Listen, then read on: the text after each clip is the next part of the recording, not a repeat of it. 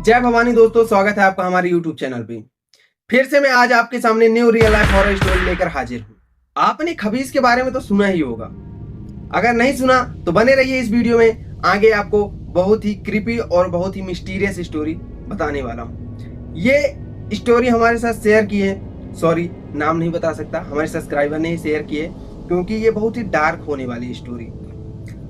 और जहां तक मैं बता दूं 18 प्लस वाले ही ये स्टोरी देखें, क्योंकि आज इस स्टोरी में बहुत ही कुछ ऐसे वियर्ड पार्ट है जो कि मैं बताऊंगा आपको, और ये रियल में हुआ है किसी के साथ। लेकिन जब मैंने ये पहली बार सुना था तो मेरे भी कानों को यकीन नहीं हो रहा था, क्योंकि जब मैंने पहली बार ये स्टोरी सुनी थी तो मेरे भी रोंगटे खड़े हो गए थे। चलिए बढ़ते हैं कहानी की ओर। लेकिन उससे पहले अगर आप चैनल पर नए हैं तो हमारे चैनल को सब्सक्राइब जरूर करें, क्योंकि आपका एक एक सब्सक्राइब ही हमारे लिए मोटिवेशन होता है। और हाँ, अगर आपके पास भी कोई रियल लाइफ हॉरर स्टोरी है या फिर आपके साथ भी कोई घटना हुई है तो स्क्रीन पे दिख रही जीमेल या फिर इंस्टाग्राम आईडी पे शेयर जरूर करें, अगली वीडियो आपकी होगी। चलिए बढ़ते हैं स्टोरी को। हम करेक्टर डिसाइड करते हैं क्योंकि रियल में तो हम नाम ले नहीं सकते। तो ये स्टोरी हमारे साथ शेयर की है शिवानी ने। शिवानी की जब शादी हुई थी, और शिवानी जो है बहुत ही संस्कारी और सभ्य लड़की थी। वो लोग शहर में रहते थे और उनका गांव में भी घर था, और मम्मी पापा उनके सास ससुर जो थे गांव में रहते थे। सुरेश बोले कि हमारे यहाँ रीति रिवाज होते हैं कुछ जो कुल देवता के लिए किए जाते हैं, जो कुछ रिवाज हैं। तो मम्मी पापा बोले हैं कि आप घर आ जाओ। तो ये लोग शिवानी और सुरेश गांव जाते हैं और वहां पे कुछ रीति रिवाज करते हैं जो भी उनके कुल देवता के होते हैं। गांव के लोग खुश होते हैं क्योंकि शिवानी बहुत ही अच्छी लड़की थी, खूबसूरत भी थी और चंचल भी थी और सभ्य थी। तो उनके घर वालों को ऐतराज नहीं था इस शादी से, क्योंकि इनकी लव मैरिज हुई थी। गांव में क्या होता है बेसिकली, वहां पे पहले के समय में टॉयलेट वगैरह नहीं होते थे, तो ये लोग बाहर ही जाते थे खेतों में फ्रेश अप होने के लिए। फर्स्ट दिन शिवानी सास और अपनी जेठानी के साथ बाहर फ्रेश अप होने गई, और सेकंड दिन शिवानी अकेले ही चली, क्योंकि 4 बजे वहां पे उठ जाते हैं। गांव घर में ऐसा होता है कि सुबह 4 बजे 5 बजे भोर में उठ जाते हैं। और उठने के बाद उनकी क्या है, सास और जेठानी जो है उठी नहीं थी, तो शिवानी को बहुत तेज से नेचर कॉल आया होता है। तो शिवानी सोचती है कि चलो मैं अकेले ही जाती हूँ, और खेत पास में ही था। तो शिवानी जाती है फ्रेश अप होने के लिए, जिस रास्ते से वो डेली जाती थी उसी रास्ते शिवानी जाती है आगे। लेकिन आगे बढ़ते बढ़ते उसको ऐसा महसूस हो रहा था कि वो जगह आ ही नहीं रही जहां पर हम लोग डेली फ्रेश अप होते थे। शिवानी को ऐसे लगने लगा जैसे कि वो रास्ता भटक गई। लेकिन शिवानी हिम्मती लड़की थी, क्योंकि उसे डर नहीं लगता था, वो शहर में पली बड़ी थी। तो शिवानी सोचती है चलो ठीक है, जहां पर मैं आई हूं वहीं पे कर लेती हूँ। जब वो शिवानी फ्रेश अप होने के लिए बैठती है, थोड़ी देर बाद रियलाइज करती है कि वो एक पेड़ के नीचे बैठी है, जो कि वहां पे सास और जेठानी जाने के लिए मना करती थी। 2-3 दिन वो जब गई थी उनके साथ, तो उनसे कई दफा इस पेड़ के बारे में पूछती थी कि ये किस चीज का पेड़ है। तो वो बोलते हैं ये इमली का पेड़ है, यहाँ पर हम लोग नहीं आते, और क्योंकि यहाँ पे गांव वाले काफी सारी अफवाहें उड़ा के रखे हैं कि इस पेड़ के नीचे ऐसा है, तो ऐसा करना कि तुम्हारी नई नई शादी हुई है तो तुम यहाँ पर मत आया करना। शिवानी घबराती है एक दफा, बोलती है कि यहाँ पे तो मना किया था आने के लिए हमारी सास ने और हमारी जेठानी ने। तो शिवानी सोचती है चलो ठीक है, यहाँ पे ऐसी कोई दिक्कत है नहीं, तो मैं फ्रेश अप होती हूँ और फिर जाती हूँ।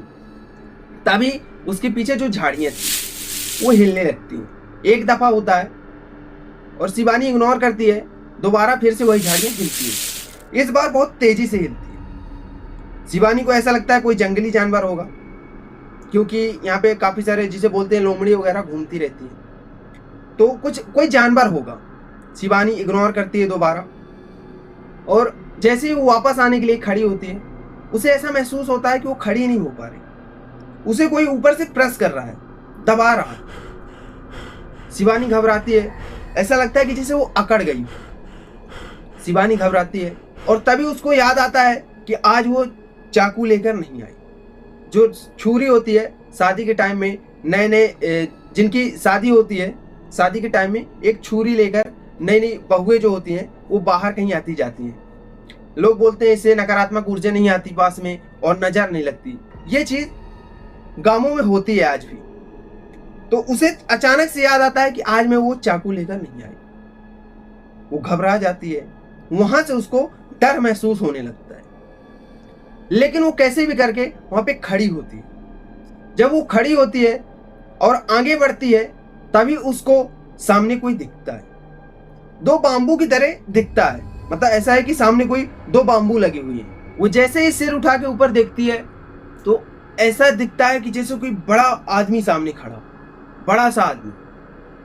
अब उस चीज को वो देखती है और वो जो पेड़ था, पेड़ के जैसे यहाँ पे उसके पैर है और पीछे से रोटेट होके उसका सिर नीचे झुका हुआ। शिवानी जैसे ही घूमती है पीछे की तरफ, वो देख के वहां पे चीखती है और बेहोश हो जाती है। अब यहाँ पे घर वाले इनके उठते हैं, सुबह होती है, देखते हैं कि शिवानी घर पे नहीं है। तो गांव में होता है ना कि बुजुर्ग लोग बातें बनाने लग जाते हैं, बोलते हैं सुरेश की बीवी भाग गई, तेरी बहू भाग गई।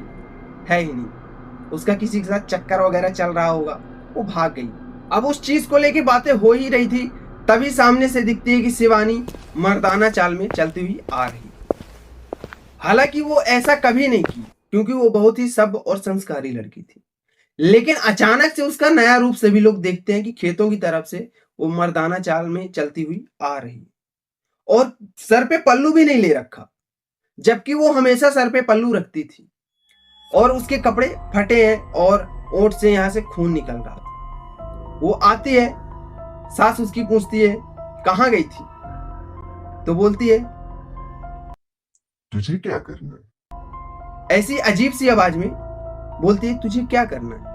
वो लोग बोलते हैं कि चलो ठीक है, ये कहीं भी गई रही होगी, फ्रेश अप होने गई रही होगी। लेकिन सुरेश जो होता है चद्दर पास में रखा होता है, तो चद्दर लेके शिवानी को ढकने जाता है कि सभी लोग बुजुर्ग खड़े हैं तो सिर पे कम से कम पल्लू डाल ले। शिवानी तभी उसको पकड़ती है और जोर से उसका सिर पकड़ के अपने सिर पे मारती है। सर उसका सुरेश के यहाँ से फट जाता है और खून आने लगता है, वहीं पे बेहोश हो जाता है।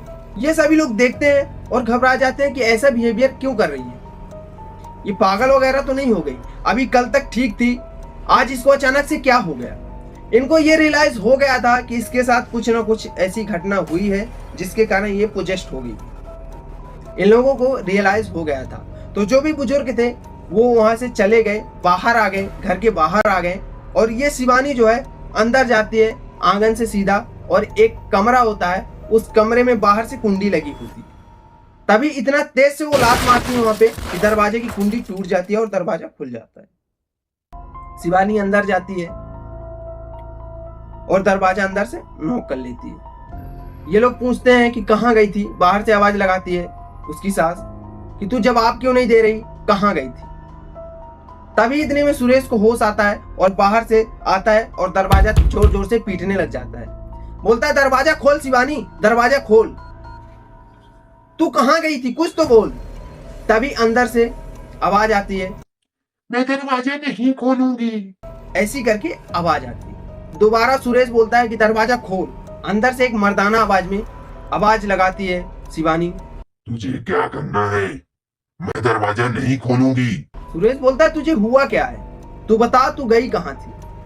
वो कई दफा दो चार तरह की आवाज निकालती है, कभी बच्ची की आवाज निकालती है, कभी किसी चीज की आवाज निकालती है।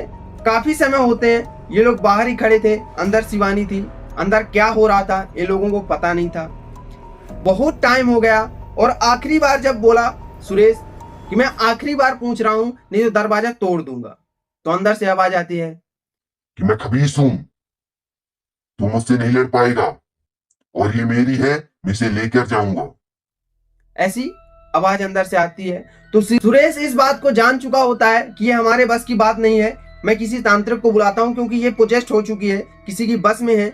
तो गांव घर में छोटे मोटे तांत्रिक होते हैं, वो जाता है और अपने गांव के पास ही में, घर के पास ही में एक तांत्रिक रहता है, उसको लेकर आता है।